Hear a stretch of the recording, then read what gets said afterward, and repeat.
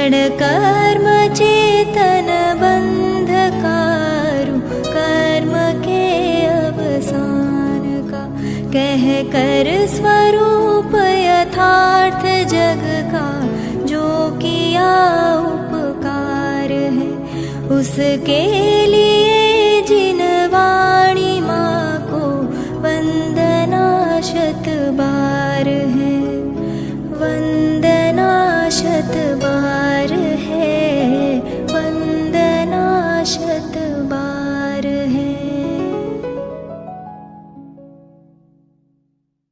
धर्मभूभृतां ज्ञातारं विश्वतत्त्वानां, वन्दे तद्गुणलब्धये, वन्दे तद्गुणलब्धये।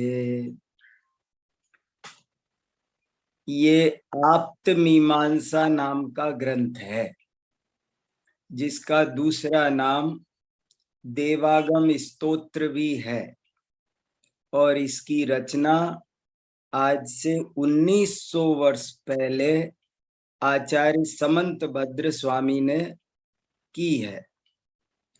आप्तमीमांसा में आप्त के स्वरूप का बहुत वैज्ञानिक रीति से स्वरूप विश्लेषण किया गया है।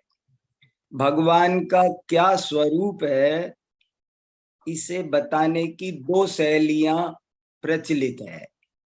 एक तो धार्मिक शैली है, एक तो रिचुअल पद्धति है, एक सामाजिक पद्धति है। एक तो माने बिल्कुल सामान्य जनता को केवल आज्ञा प्रधान शैली में कि भगवान ऐसे होते हैं, तुम ऐसा समझ लो, मान लो, एक शैली तो ये चलती है। और दूसरी शैली वैज्ञानिक शैली है, न्याय की शैली है। वो तर्क युक्ति से, ठोस रीति से प्रामाणिक निर्णय कराती है। ये शैली इसलिए महत्वपूर्ण है कि इसका श्रद्धान मजबूत होता है। पहली वाली शैली का श्रद्धान जैसे किसी के कहने से होता है, तो किसी के अन्यथा कहने से नष्ट भी हो जाता है। उसमें स्थिरता नहीं होती है, स्थायित्व नहीं होता है। और ये जो न्याय की शैली वाला है, इसमें स्थायित्व बहुत गहरा होता है। कदाचित कोई बड़ा व्यक्ति भी विरुद्ध बात कहने वाला मिल जाए, तो जिसने न्याय से, युक्ति से भगवान के स्वरूप का निर्णय किया हो, वो कभी विचलित नहीं होता है। इसीलिए जैन दर्शन, जैन न्याय जान करके भक्ति स्तुति आदि की बात करता है। वो कहता है पहले जानो, बाद में बात करो भक्ति स्तुति की। और जो और धार्मिक शैली है, वो कहती है भक्ति पहले करो। ऐसे कुछ फर्क पड़ता है, थोड़ा सा फर्क है बात को समझने में।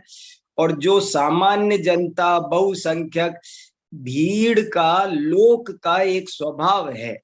इस आप्तमीमांसा की टीका में आचार्य विद्यानंद स्वामी ने लिखा कि भीड़ का एक स्वभाव है, गतानुगति को लोका, वो देखा देखी चलती है। वो ज्यादा सोचा विचारी परीक्षा, पब्लिक है ये, बस ये पब्लिक ही रहेगी, पब्लिक ही थी, इसलिए पब्लिक की व्यवस्था अलग है।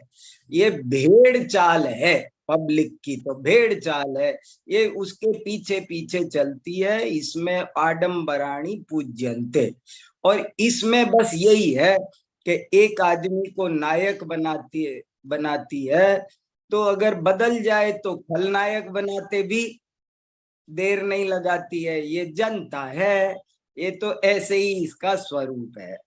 लेकिन ये जो न्याय की व्यवस्था है, ये जैन दर्शन का बहुत गहरा विज्ञान है। और ये कहता है पहले जानो, बाद में बात करो दूसरी, आगे की बात। और ये एक बात और बहुत अच्छी आपको बताता हूं, मुझे याद आ गई, 2 मिनट लगेगा, फिर स्वाध्याय करेंगे, बड़ी इंपॉर्टेंट बात है और बिल्कुल सही घटना है। एक बार आईएएस का इंटरव्यू हो रहा था, फाइनल। बहुत लोग आईएएस में फॉर्म भरते हैं, उनमें से थोड़े से पहले अटेम्प्ट में कुछ कर पाते हैं, फिर कुछ रिटिन क्लियर करते हैं, वो बहुत थोड़े रहते हैं। फाइनल इंटरव्यू तक पहुंचते पहुंचते 1000 में से 2 4 5 रह जाते हैं। फाइनल इंटरव्यू चल रहा था। एक व्यक्ति इंटरव्यू देने आया तो उसके यहाँ पर तिलक लगा हुआ था, तो उससे इंटरव्यू में घुसते ही इंटरव्यू लेने वाले ने प्रश्न किया कि ये क्या है। तो उसने कहा कि आज इंटरव्यू था ना, इसलिए मैं मंदिर गया था, ये तिलक है। तो बोले किसके मंदिर गए थे? बोले मैं बजरंग बली के मंदिर गया था। बोले बजरंग बली माने क्या होता है? बोले हनुमान जी। तो इंटरव्यू लेने वाले ने पूछा, हनुमान जी को बजरंग बली क्यों कहते हैं? बोले सर वो तो मुझे पता नहीं। तो हनुमान जी का परिचय बताओ, हनुमान जी का जन्म कहाँ हुआ था, माता पिता, उनका निधन कब हुआ, उनकी उम्र कितनी थी, उनका बायोडेटा कुछ पेश। बोले सर वो तो मुझे कुछ पता नहीं। तो इंटरव्यू लेने वाले ने कहा, इतने बड़े इंटरव्यू के लिए तुम जिनके मंदिर में गए थे आशीर्वाद लेने के लिए, तुम्हें उनके बारे में कुछ नहीं पता, तुम कैसे आईएएस बनोगे? कितनी गजब की बात है। मुझे ये बहुत गहरी बात लगती है, मैंने आपको ऐसे ही सुनाई है, लेकिन ये बहुत गहरी बात है और इसे आप हर चीज पर इसको घटित करें। कैसे घटित करें? देखो, जैसे कोई कहे नहीं हमें तो भक्ति करनी है, अरे भक्ति तो करनी है, पर किसकी भक्ति करनी, कैसे करनी, वो तो पहले पहले थ्योरी पढ़ी जाती है, प्रैक्टिकल बाद में होता है। थ्योरी के बिना प्रैक्टिकल कैसे होगा? जैसे कुछ लोग आपको दुनिया में ऐसे कहने वाले मिलेंगे कि मैं कुछ नहीं जानता, मुझे तो दान देना है, बस दान दो साहब, मैं तो जीवन का सार एक ही है, दान। लेकिन भैया दान किसे कहते हैं, कैसे दिया जाता है, किसको दिया जाता है, उसका पूरा एक संविधान है। विधि द्रव्य दात्री पात्र कभी भी किसी को कुछ भी देने का नाम दान नहीं होता है। दान का एक पूरा डूज एंड डू नॉट्स है, उसका पूरा रीति नीति है, उसका पूरी नियमावली है, उसका अनुपालन करो तो दान होता है। कुछ लोग कहते हैं कि हमें तो साहब कुछ नहीं जानते, अपन तो तीर्थ यात्रा के लिए जीवन समर्पित है। ठीक है, लेकिन तीर्थ किसे कहते हैं, कैसे तीर्थ यात्रा करते हैं, पहले थ्योरी तो समझ लो। जैन दर्शन कहता है जो जान दी अरिहंतम, पहले अरिहंत को जानो, बाद में अरिहंत की भक्ति हो सकती है, बिना जाने नहीं हो सकती। एक व्यक्ति, सही घटना बता रहा हूं, ये भी हमारे यूनिवर्सिटी में एक प्रोफेसर है, वो बहुत परोपकार करते हैं, और वो मेरे से एक दिन कहने लगे, देखो जैन साहब हम कुछ नहीं जानते, मैं तो इतना जानता हूं 18 पुराणों का सार है परोपकार। अष्टादश पुराणेषु व्यासस्य वचनद्वयम्, अपन तो जिंदगी में परोपकार के लिए समर्पित हो जाओ रोम रोम पूरी तरह। और मैं तो ये जानता हूं परहित सरिस धर्म नहीं भाई, बस परोपकार के लिए मेरी एक एक सांस है साहब, मैं तो यही धर्म। मैंने कहा बहुत अच्छी बात है, लेकिन पहले परोपकार किसे कहते हैं, परोपकार कैसे किया जाता है, ये तो पहले क्या क्यों कैसे तो समझ लो, हर विषय का उसकी थ्योरी तो समझ लो। कहीं ऐसा तो नहीं कि उपकार की बजाय अपकार कर दो। अभी जैसे शैलेश जी आप मीमांसा सुन रहे हैं, और उन पर कोई उपकार करने वाला कहे आप इधर आओ, मैं आपको मिठाई खिलाता हूँ, आपको खाना खिलाता हूँ, इधर आप क्लास बंद करो, इधर बैठो, और इनको खाना खिलाए, तो अब उपकार किया कि वो क्या किया माने। अच्छा ये भी छोड़ो, कदाचित कोई भूखा हो, अरे बहुत बार हम ऐसा करते हैं कि उससे उस व्यक्ति का उपकार होने की बजाय अपकार हो जाता है। बहुत से लोग उसको राजी करने का नाम ही उपकार समझ। बच्चा दुखी है तो उसको कोका कोला पिला दो, नहीं हमने तो देखो इसको राजी करने। अरे तुम भला कर, पहले उपकार किसे कहते हैं, ये तो भला किसे कहते हैं, भला कैसे किया जाता है, ये तो समझना पड़ेगा कि कुछ भी करो बस जो जिसमें वो राजी हो। नहीं हम कुछ नहीं जानते, हम तो हमारी जंघा का मांस काट के दे सकते हैं, अपने शरीर की हड्डियां दे सकते हैं, हमें उसे राजी करना है बस कैसे भी। राजी करने का नाम उपकार है क्या भैया? तो मैं आपको ये एक गहरी बात बताना चाहता था, बहुत गजब की बात है, अपने जीवन को पवित्र करने वाली बात है, इसलिए आपको बताई। जैन दर्शन का ये बहुत बड़ा सिद्धांत है, विज्ञान है कि पहले जानो, कोई भी धर्म की कोई भी क्रिया करना हो तो पहले उसके नियम उपनियम समझो, उसके बाद में उसे करोगे तो आपका वो सही होगा, और नहीं तो वो सही नहीं होगा। तप करना है, अरे तप तो समझो, नहीं तो वो तो कुतप हो जाएगा। संयम को जाने बिना संयम नहीं कर सकते, तप को जाने बिना तप नहीं कर सकते, क्षमा को जाने बिना, हर चीज में ऐसा ही है, इसलिए अपन को इसे समझना चाहिए। और यही बात ये आप्त मीमांसा लिख करके समंत भद्र स्वामी ने हम पर अनंत उपकार किया है कि हमें उन्होंने बिना किसी दबाव पर, उस पहली वाली पद्धति में थोड़ा दबाव होता है, मैं कहूंगा संतोष जी आपको ऐसे मानना है, ये स्वरूप है बस मान, लेकिन यहाँ ऐसा नहीं है। यहाँ उनसे कहा जा रहा है आप सोचो, आप समझो, आप स्वयं विचार करो, क्या भगवान इसलिए भगवान है कि वो आकाश में गमन करते हैं? यदि आकाश में गमन करते हो तो कबूतर चिड़िया गिद्ध कौवे सब गमन करते हैं, जो आकाश में गमन करे वो सब भगवान हो जाना चाहिए। अगर आकाश में गमन करना ही महत्वपूर्ण बात है तो आकाश में गमन जो जो करे, सीधी सी पॉलिसी है ना भाई। अगर आकाश गमन महत्वपूर्ण है तो जो जो आकाश गमन करे वो सब भगवान होना चाहिए, पूज्य होना चाहिए। इस तरह जिसके पसीना ना आए, पसीना नहीं आना महत्वपूर्ण है क्या? भगवान में क्या कमाल कर दिया, शुरू की 3 कारिकाओं में ही कितनी गजब की बात कर दी।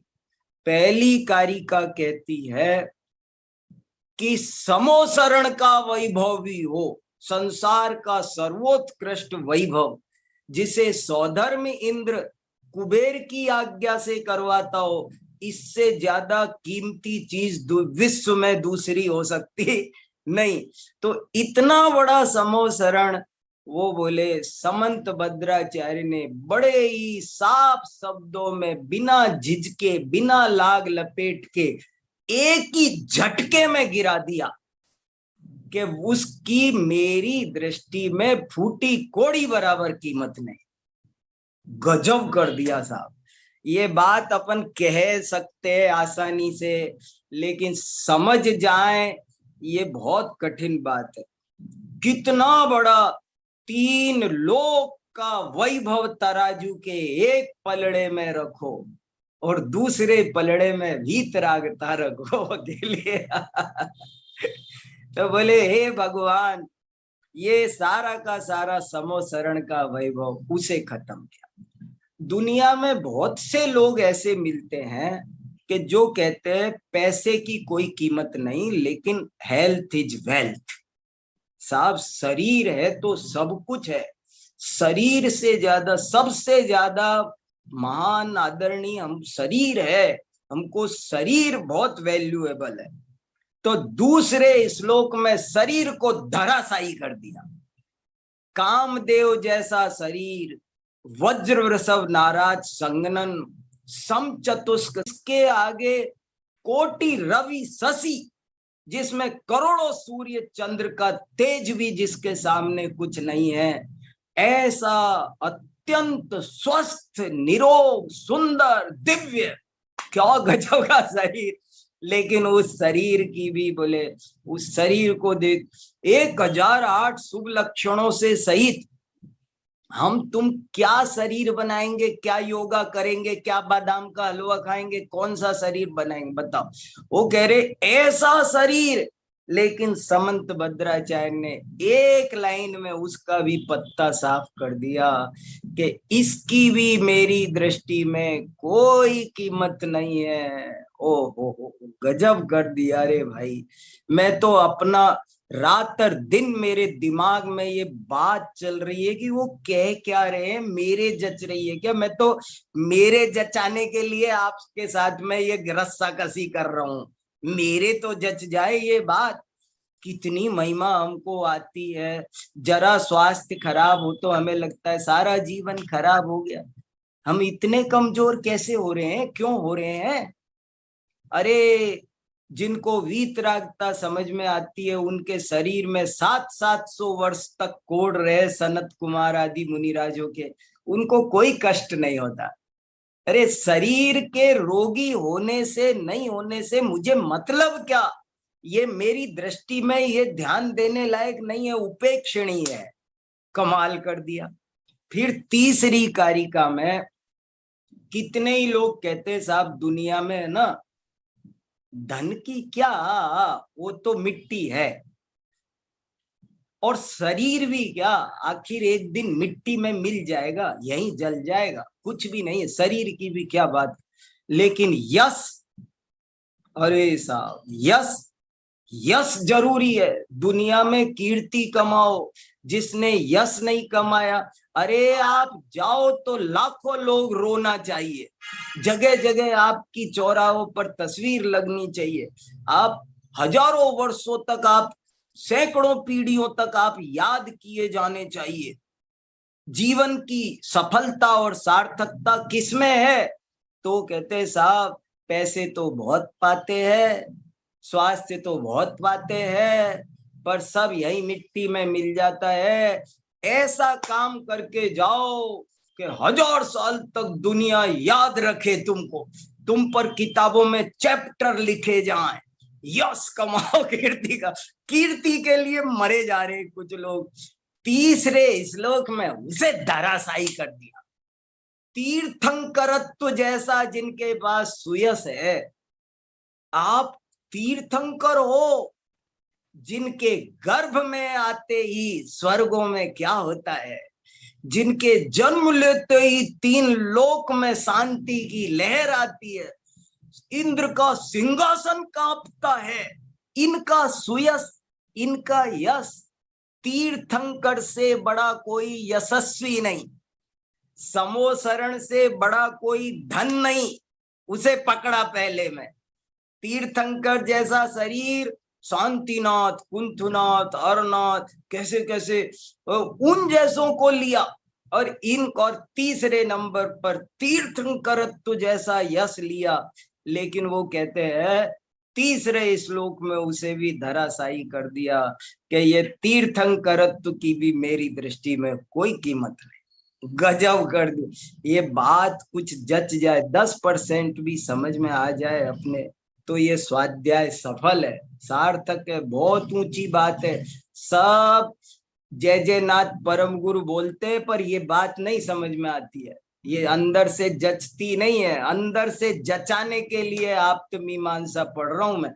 आप्त मीमांसा पढ़ने का एक ही उद्देश्य है कि जो बात हम सुन रहे हैं, कह रहे हैं, वो हम अंदर से जचा लें, हमको समझ में आ जाए, और बाद में फिर तो भैया किससे महान हो, उन्होंने कितने साफ शब्दों में कहा कि मैं आपको समोसरण जैसे वैभव के कारण सिर झुकाने वाला नहीं, मैं आपके इस दिव्य शरीर के वजह से आपको सिर झुकाने वाला नहीं, आपके तीर्थंकरत्व नाम कर्म का ऐसा उदय है, इसके कारण मैं आपको सिर झुकाने वाला नहीं।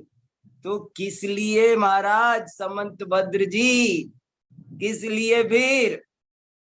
तो फिर बरस गई मूसलाधार, फिर कहा सत्वमेवासि निर्दोषो युक्ति शास्त्राविद।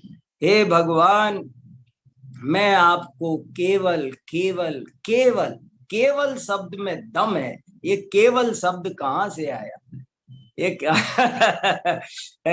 बोले मैं आपको सिर्फ इसलिए नमस्कार करता हूं कि आप वीतराग हो, बस बस। 100 सुना दिया।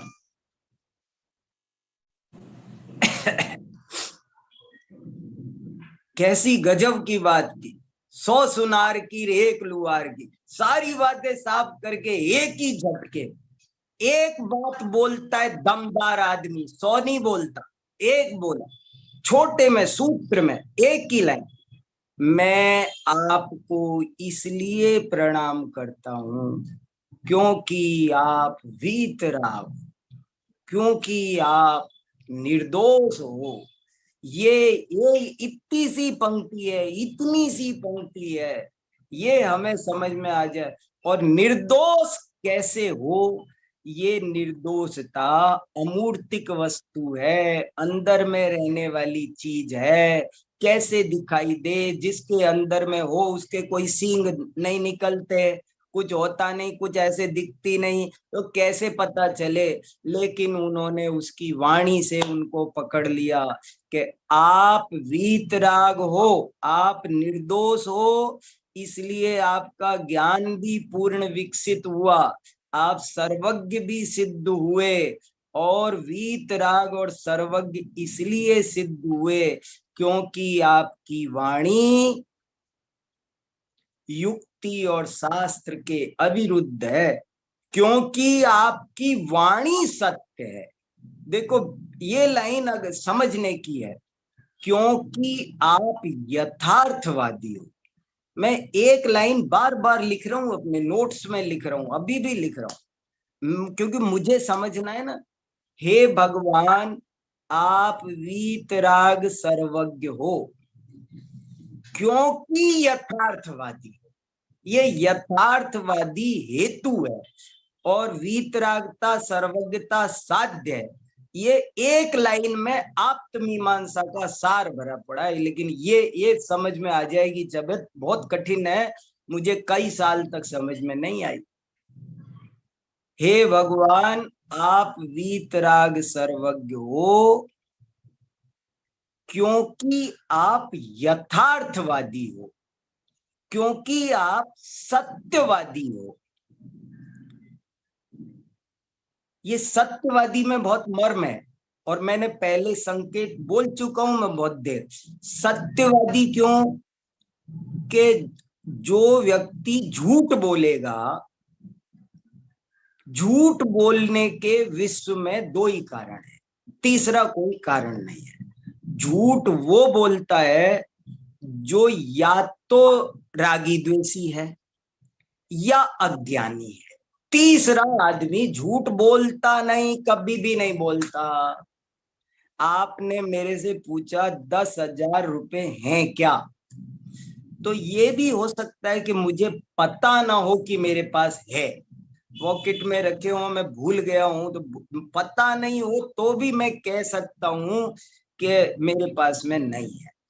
और ये भी हो सकता है कि मैं राग द्वेष बस बोल, मुझे आपको देना नहीं है ना, तो कह रहे नहीं है मेरे पास। ऐसे कोई कोई कोई वजह से दो कारण। झूठ, आप इस पर भी थोड़ा चिंतन करो और नहीं समझ में आए तो प्रश्न करो, काटो बात को, ये मीमांसा है। ये सत्य असत्य बोलने के, झूठ बोलने के दो ही कारण होते हैं। अगर आपको किसी को, जितने लोग मेरी कक्षा सुन रहे हैं, उनको कोई तीसरा कारण समझ में आ रहा हो तो वो मुझे बताओ जरूर, मेरी रिक्वेस्ट है।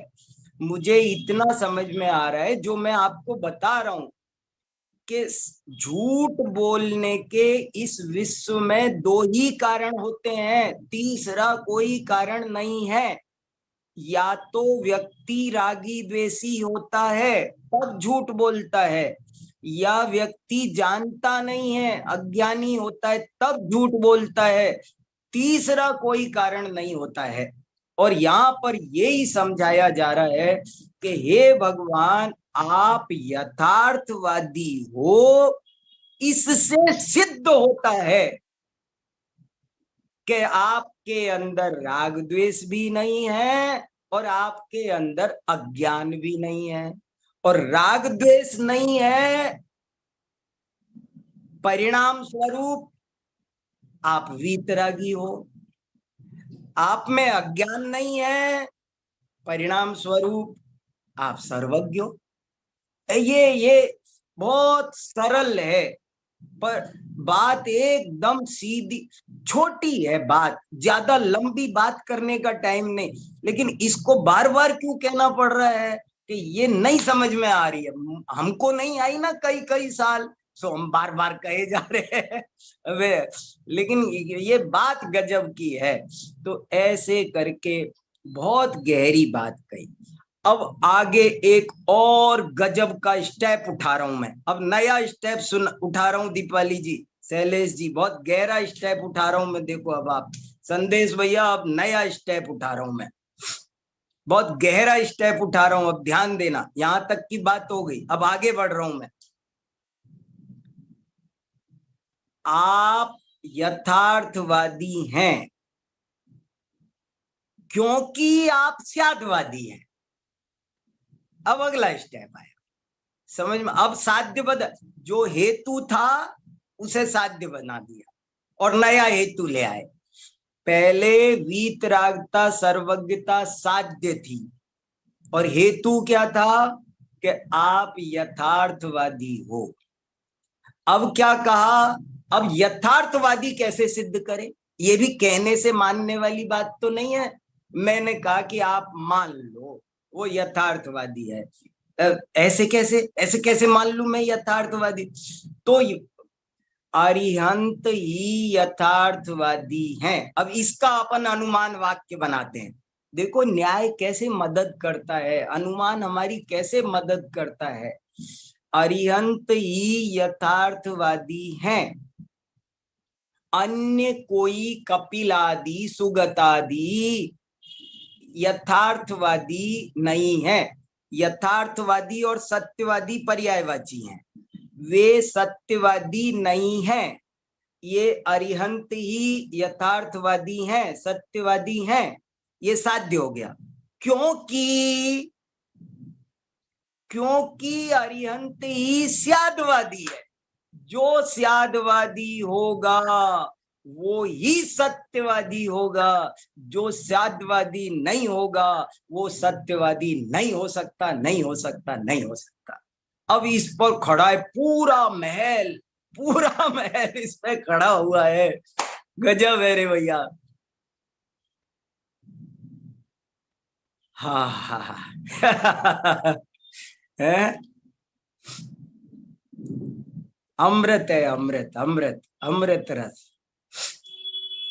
क्या समंत भद्र स्वामी का कितना बड़ा उपकार, कौन समझाता, ऐसे कौन गले उतारता है बात को, ऐसे कोई हृदयंगम कराता है, इतना कोई हृदयंगम कराता है, ऐसे समझा रहे। वे वीतराग हैं। और कैसे वीतरागता, कोई आत्मा वीतराग हो सकता है क्या? कितना कितना माथा पच्ची की होगी उन्होंने, कितने गहराई में उतरे होंगे। क्या कोई आत्मा पूरी तरह वीतराग हो सकता है? इस पर कितना चित्त लगाया और उन्होंने तर्क दिया। बिल्कुल सुप्रीम कोर्ट जैसा फैसला दिया कि कोई आत्मा पूर्णतया वीतरागी हो सकता है, क्योंकि राग आदि की हानि और ज्ञान आदि की वृद्धि देखी जाती है। जीत गए, फैसला आ गया।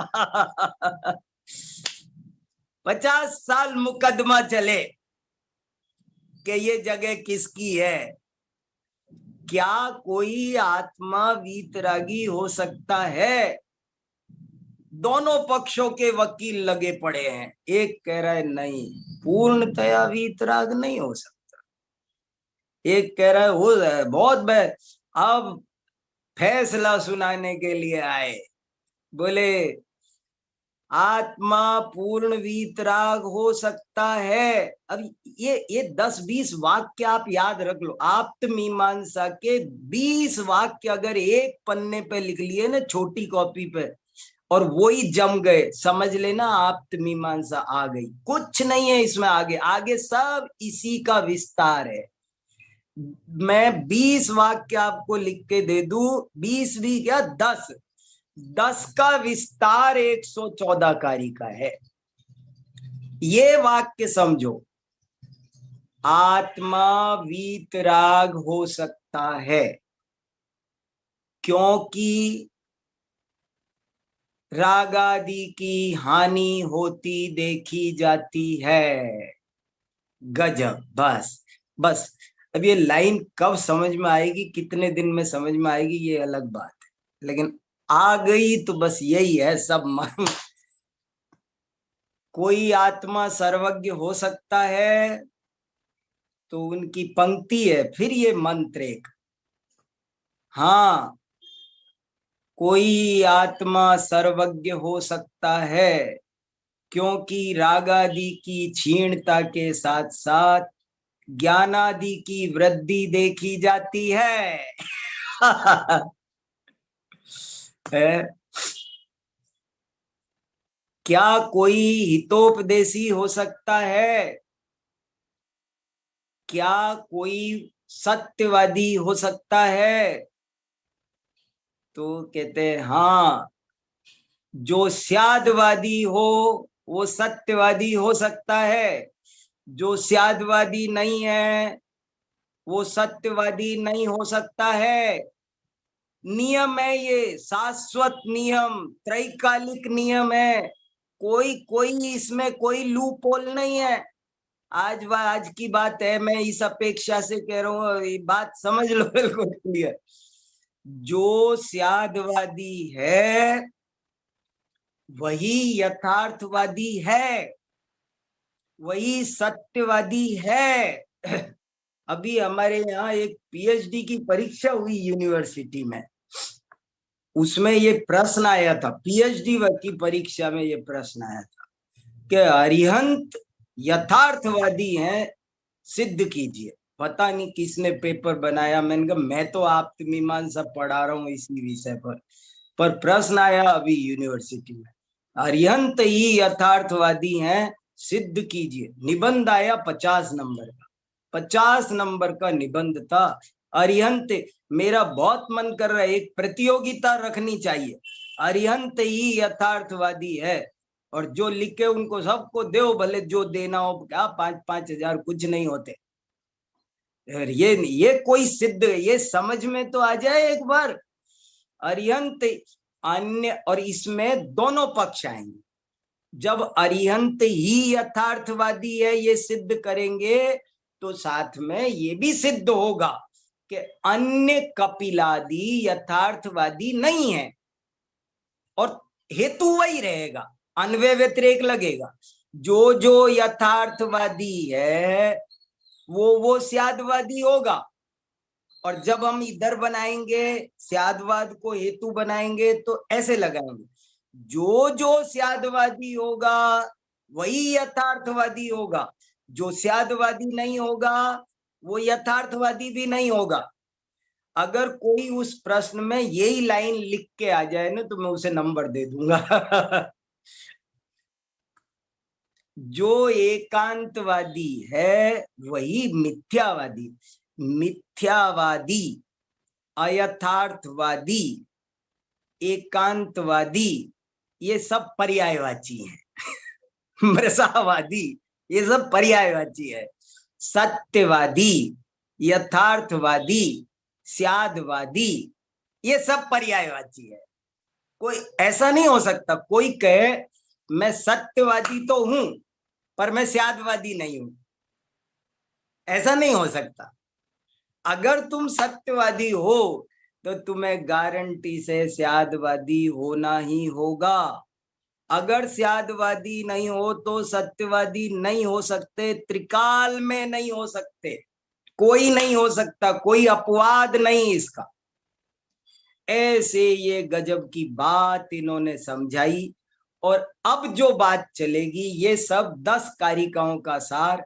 और अब इसके बाद जो बात शुरू हुई वो यही बात शुरू हुई कि अरिहंत स्यादवादी कैसे हैं, ये बात चल रही है। और अपन ने 11 कारिका पढ़ ली थी, अब 12वीं कारिका चल रही थी, वो मैं आपको पढ़ते हैं थोड़ी। बहुत अच्छी कारिका है। मैंने आज भूमिका में बहुत समय लगाया पर बड़ी जरूरी थी, यही सब सार था। आप पूरी, जिसने इतना सुन लिया समझ लो पूरी आप्तमीमांसा सुन ली। देखो अब कैसे सिद्ध कर रहे हैं, ये सिद्ध कर रहे हैं कि दुनिया में कुछ लोग कहते हैं कि वस्तु भावैकांत है, कुछ कहते हैं अभावैकांत है। तो उनको कहा कि जो कहता है कि भावैकांत है वो अभावों को नहीं मानेगा, और अभावों को नहीं मानेगा तो बहुत दोष उत्पन्न हो जाएंगे, कार्य अनादि हो जाएगा, कार्य अनंत हो जाएगा, सारी पर्यायें मिलकर एक में एक हो जाएंगी, सारी वस्तुएं मिलकर एक में एक हो जाएगी, कहीं किसी तरह की कोई व्यवस्था नहीं बनेगी। या फिर दूसरा खड़ा हुआ, वो कहने लगा मैं अभाव एकांतवादी हूं, मैं इसीलिए भावों को नहीं मानता, मैं अभाव को मान। तो बोले अभाव को मानते हो तुम, तो अभाव को मानते हो, भावों को बिल्कुल नहीं मानते हो, सर्वथा अभाववादी हो। तो तुम्हारा बोध वाक्यम प्रमाणम ना, बोध माने ज्ञान, वाक्य माने कथन, तुम्हारा ज्ञान तुम्हारा कथन ये भी सब अभाव रूप सिद्ध होगा, और प्रमाण नहीं सिद्ध होगा। तुम कैसे किस चीज को सिद्ध करोगे, कैसे किस चीज का खंडन करोगे? ना तुम खंडन कर सकते, तुम तो सही और गलत कहने लायक ही नहीं बचोगे। हे अभाव एकांतवादी, तुम तो क्या बात सही है क्या गलत है ये तुम कहने लायक ही नहीं हो, क्योंकि तुम तो स्वयं अभाव रूप हो, तुम्हारी बात अभाव रूप है। ये गजब की बात इसमें है। और फिर 13वीं कारिका, कम से कम एक कारिका तो आज पढ़ें। देखो बहुत बढ़िया कारिका है, फिर आपसे कुछ बात करेंगे। और विरोधान्नो भयैकात्म्यं स्याद्वाद न्याय विद्विषाम् अवाच्यतैकान्तेप्युक्तिर्नावाच्यम् इति युज्यते। बहुत इंपॉर्टेंट कारिका है। और अब इस बात को थोड़ा सा ध्यान रखना है कि जब वस्तु को सर्वथा भाव रूप मानेंगे तब भी अनेक दोष आते हैं, जब वस्तु को सर्वथा अभाव रूप मानते हैं तब भी अनेक दोष आते हैं। तो तीसरा व्यक्ति अब खड़ा होता है, उसको कहते हैं उभय एकांतवादी। एक है भाव एकांतवादी, दूसरा था अभाव एकांतवादी, और तीसरा अब आया है, उसका नाम है उभय एकांतवादी। उभय, ये जो 13वीं कारिका है ये ऐसे की ऐसे पूरी आप्तमीमांसा में 10 बार आई है, 10 परिच्छेद हैं, और हर परिच्छेद में ये कारिका मिलती है। ये कारिका 10 परिच्छेद है और हर परिच्छेद में मिलती है। 10 बार आई है। अगर रिपीटिशन को हटा दो तो 114 में से 104 कारिका रह जाएगी।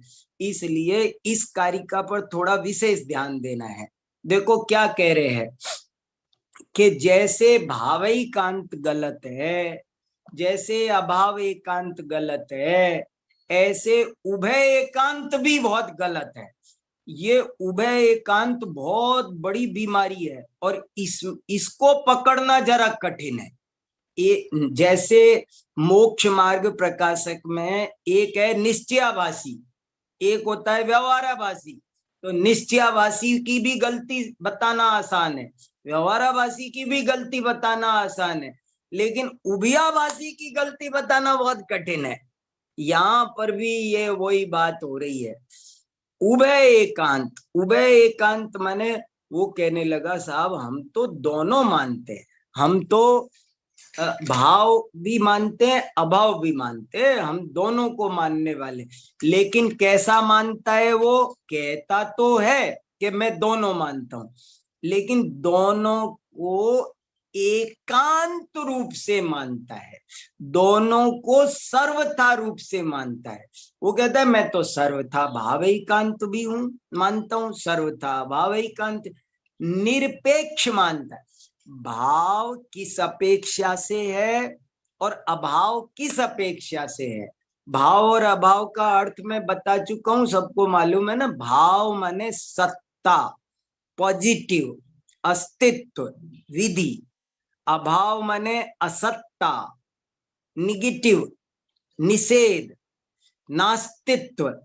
तो ये एक अस्तित्व को ही मानता था, एक नास्तित्व को ही मानता था, और ये उभय एकांतवादी दोनों को मान रहा है, अस्तित्व को भी और नास्तित्व को भी, लेकिन निरपेक्ष मान रहा है, सापेक्ष नहीं मान रहा है। वो कहता है, या तो ऐसा कहता है कि वस्तु, एक ही वस्तु सर्वथा नित्य भी है और सर्वथा अनित्य भी है, सर्वथा भाव भी है, सर्वथा अभाव। अरे भैया, सर्वथा भाव, एक ही वस्तु एक ही अपेक्षा से सत भी हो जाए असत भी हो जाए, ऐसा कैसे हो सकता है? विरोधात, क्योंकि इसमें तो विरोध है, ऐसा पॉसिबल नहीं है। एक ही वस्तु नित्य भी हो, सत्य भी हो, असत भी हो, नित्य भी हो, अनित्य भी हो, ऐसा संभव नहीं है। क्यों संभव नहीं है? क्योंकि सत्य और असत में विरोध है, नित्य और अनित्य में विरोध है, जो तू जानता नहीं है, अपेक्षा बताता नहीं है। इसलिए जो स्यादवाद न्याय को नहीं मानते हैं, उससे नफरत करते हैं, स्यादवाद को छोड़कर ये विरोध उभय एकांत को मानना चाहते हैं, वे मान नहीं सकते हैं, वे भी गलत है, क्योंकि उनकी बात में बड़ा अंतर विरोध है, गहरा विरोध है। अंतर विरोध है, सत्य भी है असत भी है। ये क्या मतलब हुआ? ऐसा संभव नहीं है। निरपेक्ष रूप से, याद रखना, सापेक्ष रूप से हो सकता है, सापेक्ष रूप से दोनों बनेगा, लेकिन यहाँ दोष सिर्फ इतना सा है कि वो सर्वथा मानता है, निरपेक्ष मानता है, ये उसका दोष है। या एक और बात टीका में लिखी है, अष्टसहस्त्री में आज एक और बहुत अच्छी बात पढ़ी मैंने, कि या वो ऐसा मानता है कि कुछ वस्तुएं सर्वथा भाव रूप है और कुछ वस्तुएं सर्वथा अभाव रूप है। बैल के सींग सर्वथा भाव है, गधे के सींग सर्वथा अभाव है, पेड़ का फूल सर्वथा सत्य है, आकाश का फूल सर्वथा असत है।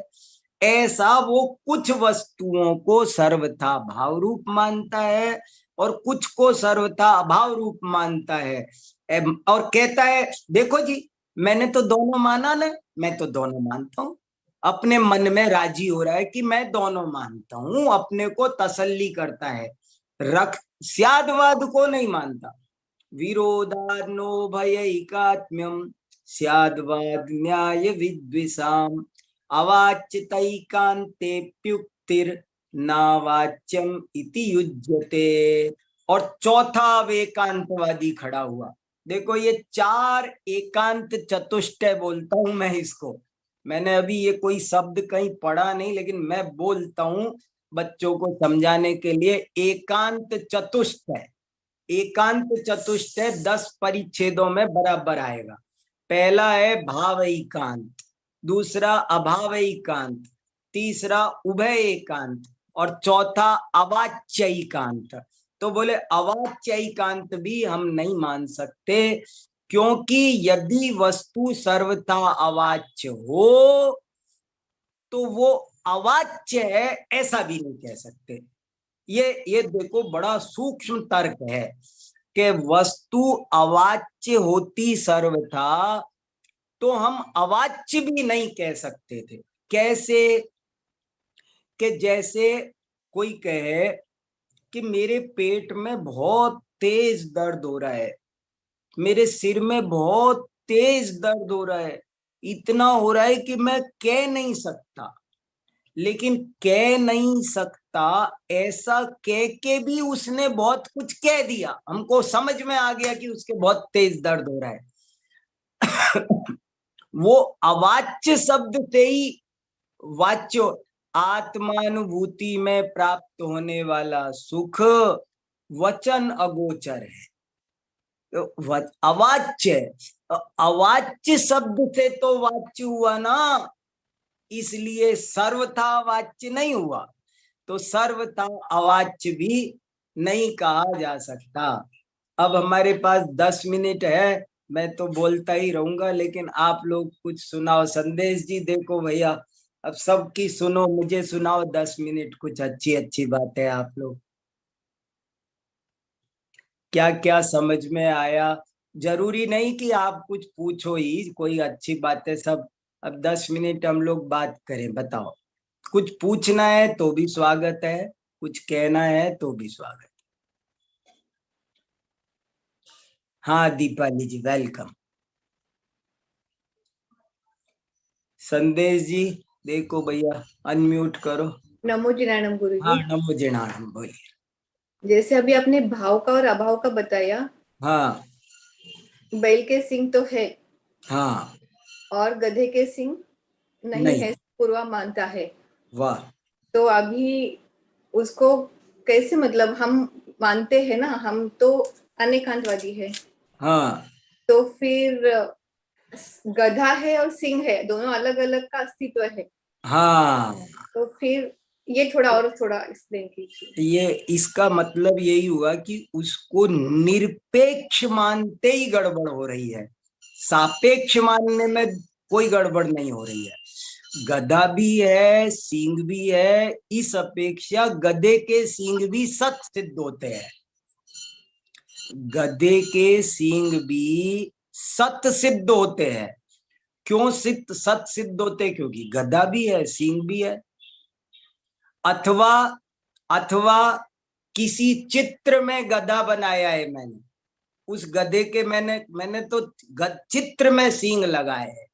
तो चित्रात्मक गधे की अपेक्षा कोई गधे का मैंने चित्र बनाया और उसका कलर मैंने उसकी पेंटिंग जिराफ जैसी रखी, तो गधे का शरीर जिराफ जैसा हो सकता है कि नहीं?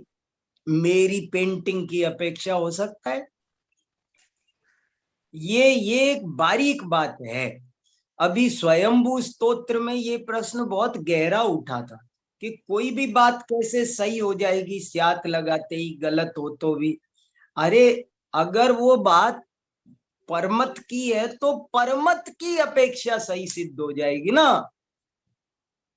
वो परमत की अपेक्षा सही है। वो चित्र शब्दात्मक, चित्रात्मक ज्ञान, मिथ्या दृष्टि की मान्यता की अपेक्षा ऐसे तो सिद्ध होगा ना। इसलिए गधे के सींग भी सत और असत दोनों सिद्ध होते हैं, और बैल के सींग भी सत और असत। बैल के सींग भी स्वचतुष्टय की अपेक्षा सत है और पर चतुष्टय की अपेक्षा असत है। वो बहुत इंपॉर्टेंट सवाल है आपका ये, कि कुछ उभय एकांत, ये अष्ट सहस्त्री की बात पर प्रश्न आया आपका। अष्ट सहस्त्री में ये चर्चा आई है कि कुछ उभय एकांतवादी ऐसे होते हैं कि वो कहते हैं मैं दोनों मानता हूं। और कैसे मानता हूं? कि मैं कुछ वस्तुओं को, इस विश्व की कुछ वस्तुओं को सर्वथा भाव रूप मानता हूं और कुछ वस्तुओं को सर्वथा अभाव रूप मानता हूं। तो माना ना मैंने भावाभाव। यहाँ जैन आचार्य ये कह रहे कि दोनों हैं।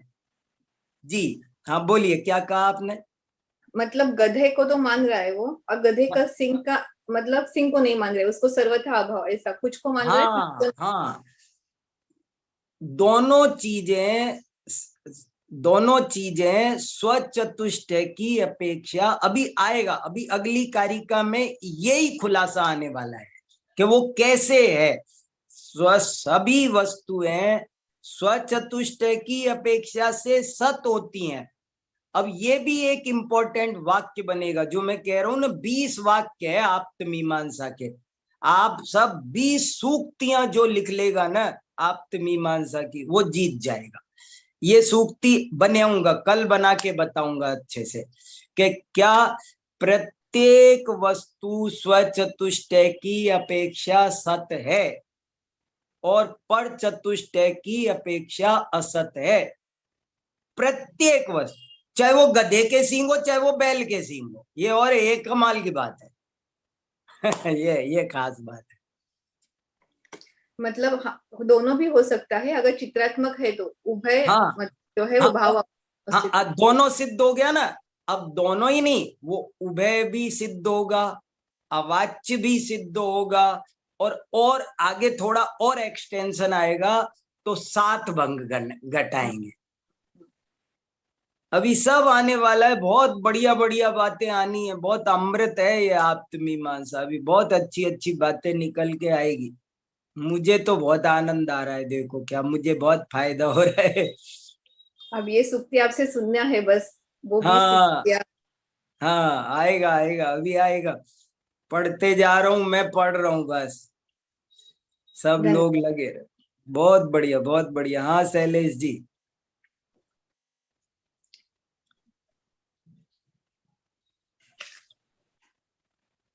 अनम्यूट तो करो भैया। जय जिनेन्द्र साहब। हाँ बोलिए। अभी शिविर में डॉक्टर साहब ने आचार्य समनभद्र को याद किया था। हाँ उन्होंने उस रेफरेंस में याद किया हाँ कि मैंने जो ये रोला शतक बनाया है उसमें हाँ आत्मा तो है कुंद कुंद आचार्य की, हाँ, और पद्धति शैली है समनभद्र की। बराबर बराबर। और एक, लेकिन उसे भी एक और बढ़िया चीज उन्होंने जोड़ी कि इसको जो समझने वाला कोई वीर सागर चाहिए। अरे अरे अरे अरे, सच्ची में आपने तो शायद सुना होगा, आप हाजिर होंगे उस प्रवचन में। हाँ सुना सुना, मैंने सुना। तो कहने का सुना। मतलब कि गंभीर विषय को समझने के लिए बहुत एक तो कंसंट्रेशन और उसका जो थीम है ना, उस अगर ख्याल में आ जाता है ना सुना तो फिर वो ना, समझ मैंने सब उनका आशीर्वाद है। हाँ। सब ये रोम रोम उनका ही गड़ा हुआ है। मेरा एक एक रोम उन्होंने, जैसे कोई कुमार घड़ा गढ़ता है, रात 12-12 बजे तक उनके पास बैठ बैठ करके 11 साल उनका सानिध्य मिला मुझे। 11 साल वो रात के 12-12 बजे तक उनके पास बैठ करके वो लिखते, हम कॉपी करते, चर्चा करते, टाइप करते, कराते, छपाते। क्या उन्होंने सब गढ़ा है भैया, सब उनका उनका तो। इसलिए तो आप समनभद्र को पी गए हो अभी तो। मुझे तो इतना आनंद आ रहा है कुछ पूछो नहीं। और मैं तो पढ़े जा रहा हूँ। ये आप लोगों के लिए तो थोड़ा थोड़ा जो चल रहा है, लेकिन मुझे जो, मैं अपने लिए बहुत देख रहा हूँ। मैं बहुत कम कह पा रहा हूँ, कम पा रहा हूँ बहुत, लेकिन सोच रहा हूँ कि थोड़े लोगों को अगर कुछ ये 10-20 सूत्र मिल जाएंगे ना, तो वो सब निकाल लेंगे पूरा अमृत इनमें से। अब देखो क्या सूत्र है। हे भगवान, हे अरिहंत, आप वीतराग सर्वज्ञ हो क्योंकि यथार्थवादी हो। ये क्रांतिकारी आविष्कार है। इस आविष्कार की आप क्या क्या बता सकते हो आप इस आविष्कार का? और फिर हे भगवान, आप यथार्थवादी हो क्योंकि आप स्यादवादी हो। इस अल्पज्ञ ने सर्वज्ञ को पहचान लिया। हमारे ज्ञान की अल्पज्ञ पर्याय में श्रुत ज्ञान की हमारी हम कली काल के अदने से कीट जैसे प्राणी, हम कीट पतंगे हैं, इस पंचम काल के कीट पतंगे। हम तो मनुष्य कहने को मनुष्य, काय के मनुष्य हैं हम, कीट, पंचम काल के कीट, और हमको सर्वज्ञता समझ में आ रही है। क्या बात है, देखो। इसीलिए तो समंत भद्राचार्य को कलिकाल सर्वज्ञ कहा। कलिकाल सर्वज्ञ, इस कलिकाल में वीतरागता सर्वज्ञता समझ में आ रही है। ये कोई मजाक बात थोड़ी है, बहुत बड़ी बात है, बहुत बड़ी बात है। ये वो गाय के सिंग और गधे के सिंग वाली जो बात है ना, वो जो प्रूव करता है ना, वो मिथ्या अनेकांतवादी है वो। हाँ, वो मिथ्या अनेकांतवादी है, क्योंकि वो इसमें कल बहुत बढ़िया आने वाला है।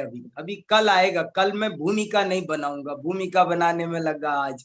कल मैं सीधी बात, भूमिका बहुत अच्छी बनी, लेकिन वो जरूरी थी, मजा आ गया। क्या करूं, बहुत जरूरी थी। मुझे वो बजरंग बली वाला उदाहरण भी बहुत अच्छा लगा। अरे वो तो इतना परफेक्ट, क्या परफेक्ट बताओ।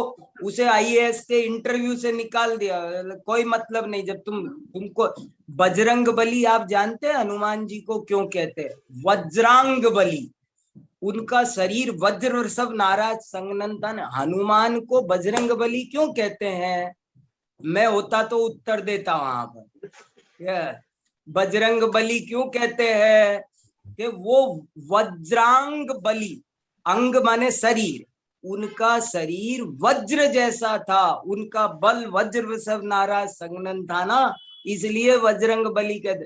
पूछो आप दुनिया को कि बजरंग बली हनुमान क्यों कहते हैं। कितनों को पता होगा, पता नहीं, लोगों को पता नहीं होगा, कोई नहीं बता पाएगा, क्योंकि वो जब गिरे थे ना विमान से, तो चट्टान पे गिरे थे, चट्टान टूट गई थी। हाँ, इसलिए उनको बजरंग बली। तो जानो नहीं तो तुम आशीर्वाद लेने चले गए। कौन आशीर्वाद देगा और क्या आशीर्वाद देगा, और गप्पे चलेंगे फिर तो बाद में। हाँ, चलो ठीक है।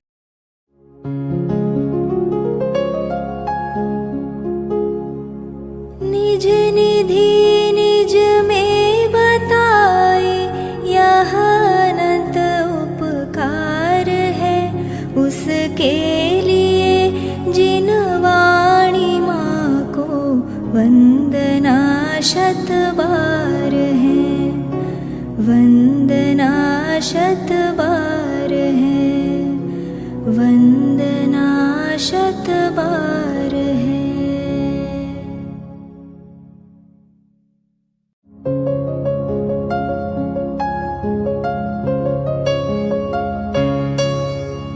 हे जिन वाणी भारती, तो ही जपो दिन रैन, जो तेरी शरणा गहे, सो पावे सुख चैन। जा वाणी के ज्ञान ते, सूझे लोकालोक, सो वाणी मस्तक नवो, सदा देत हो ढोक, सदा